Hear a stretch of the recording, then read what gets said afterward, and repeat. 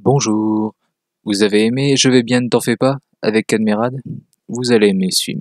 Salut à tous, on se retrouve aujourd'hui pour parler du film L'Adieu ou The Farewell, réalisé par Lulu Wang. Donc je suis allé le voir parce que déjà il était en VO et j'ai juste lu le résumé et ça m'a plu et je savais que j'avais envie de le voir donc je me suis débrouillé pour aller le voir et donc je l'ai vu. L'histoire, c'est celle d'une jeune fille qui apprend du coup que sa grand-mère a un cancer des poumons. Bon, elle est pas la seule, hein, elle l'apprend via son père qui le sait déjà, ainsi que toute sa famille. Et le truc, c'est qu'en Chine, apparemment, d'après ce film, une tradition, on va dire, c'est que la personne concernée n'est pas au courant et qu'on lui dit pas. Et le truc, c'est que du coup, dans ce film, ils se réunissent, ils trouvent un faux prétexte, ils vont dire que ce petit-fils va se marier avec sa nouvelle compagne, avec qui il sort depuis 3 mois. Du coup, ils vont concocter un faux mariage pour avoir l'excuse de tous se réunir une dernière fois auprès d'elle, avant de lui dire adieu, parce que les médecins lui donnent plus que 3 mois à vivre. Donc je savais pas que ça se faisait en Chine. Il y a un gros truc autour du mensonge, hein, dans ce film. C'est le thème du film, on pourrait dire le mensonge. Donc si ça se trouve, c'est un mensonge et c'est une tradition qui n'existe pas du tout, j'en sais rien. Je connais rien du tout de la culture chinoise. Et pourquoi je dis que le mensonge est un thème du film? Bah parce que c'est ce qu'ils font pendant tout le film. Ils mentent à ce personnage, à la grand-mère. Enfin, ils lui mentent. Ils lui disent pas la vérité, plutôt. Le film commence par un petit panneau de texte rigolo qui dit inspiré d'une histoire totalement fausse. Et la première scène du film, c'est cette petite fille justement qui est au téléphone avec sa grand-mère. Sa grand-mère est en Chine et elle habite à New York avec ses parents. Et durant cette conversation, elles se mentent en fait. L'une dit oui, t'inquiète pas, j'ai bien mis mon bonnet, on va pas me voler mes boucles d'oreilles, parce qu'elle lui parle de ça à un moment. Donc elle le rassure, elle lui ment pour la rassurer. Et la grand-mère elle-même lui ment en lui disant, parce que la petite fille entend des petits trucs dans son téléphone, et du coup elle demande à sa grand-mère, mais tu es où? Et sa grand-mère dit, je suis chez ta grande tante, enfin voilà. Et en fait non, elle est à l'hôpital pour attendre les résultats de ses examens, qui seront négatifs, mais bon, enfin qui seront tristes, mais elle ne le saura pas. Donc il y a un gros truc autour du mensonge dans ce film, et c'est un film vraiment que je vous invite à voir, qui est très émouvant, très touchant, et qui nous apporte beaucoup, parce que au moins pour une fois, c'est un film sino-américain, il me semble, donc c'est toujours américain, mais on sent que la réalisatrice a pu faire ce qu'elle voulait. Bah déjà bravo, et puis le fait qu'on puisse le voir aussi, ça c'est...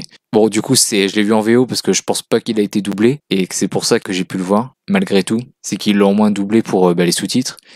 Mais s'ils avaient pas fait ça, du coup, le film se serait pas exporté. On n'aurait pas pu le voir, on n'a pas pu avoir la chance de le voir. J'imagine bien que la plupart des gens qui vont m'écouter ne l'auront pas dans leur ciné, ça m'étonnerait pas du tout. Et même moi, je suis étonné de l'avoir. Franchement, quand tu vois que j'ai raté plein de films en début d'année, genre Underwater, Manhattan Knockdown, et plein d'autres que j'oublie. Le Cercle, non pas le Cercle, The Grudge, le remake. Pareil, il était pas en ciné, et ça, il y est. Ok, bon, limite, j'ai pas vu les trois autres, mais limite, je préfère parce que je trouve ça intéressant de voir des films qu'on n'a pas l'habitude de voir. Donc ça fait toujours plaisir. Et c'est un film, oui, très humain, très, très touchant, et puis qui change, quoi. C'est pour une fois, on a un point de vue différent, c'est un pays différent, une culture différente, avec des traditions différentes.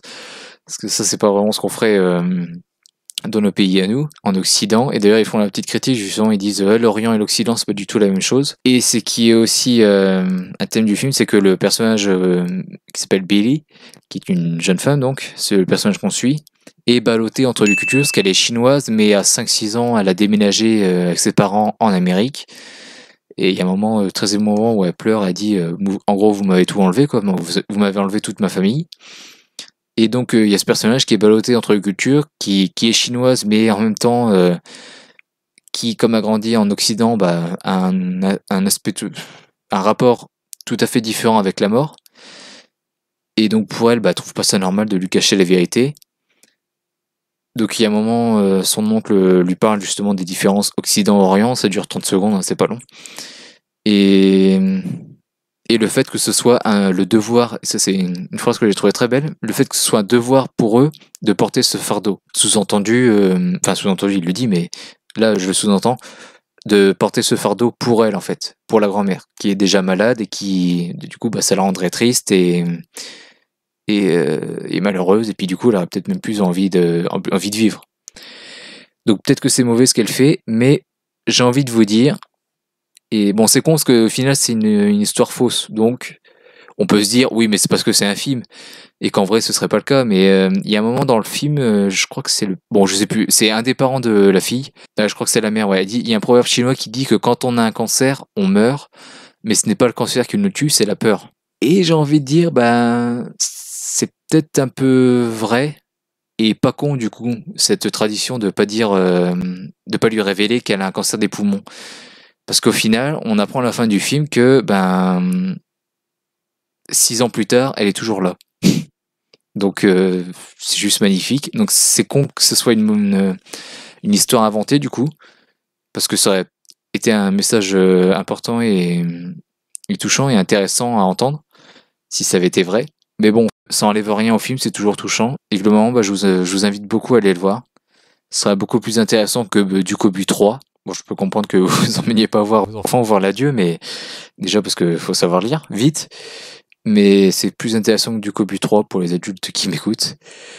Ou que n'importe quel blockbuster, genre Sonic ou Birds of Prey ou Bad Boys qui va arriver bientôt, que je vais critiquer. C'est pas pour dire qu'ils sont nuls, mais voilà, c'est pas le même niveau quoi. Globalement, ouais, c'est un très bon film qui pour moi est déjà dans mon top. J'ai vraiment beaucoup aimé et je vous invite à le voir. Donc voilà, donc j'ai pas grand chose à te dire dessus, je suis désolé, hormis ce que j'ai dit. Donc voilà, donc si ça vous branche, j'espère que ça vous intéresse. Allez-y, ça dure pas très longtemps en plus si vous avez pas très envie. Ça dure qu'1h40, donc pourquoi se priver? C'est juste génial et puis je vous invite à aller le voir chaudement. Donc voilà, donc n'hésitez pas à me donner votre avis dans les commentaires, surtout si vous n'êtes pas d'accord. Et moi je vous dis à très bientôt pour une prochaine critique sur Critizen Can. Salut à tous.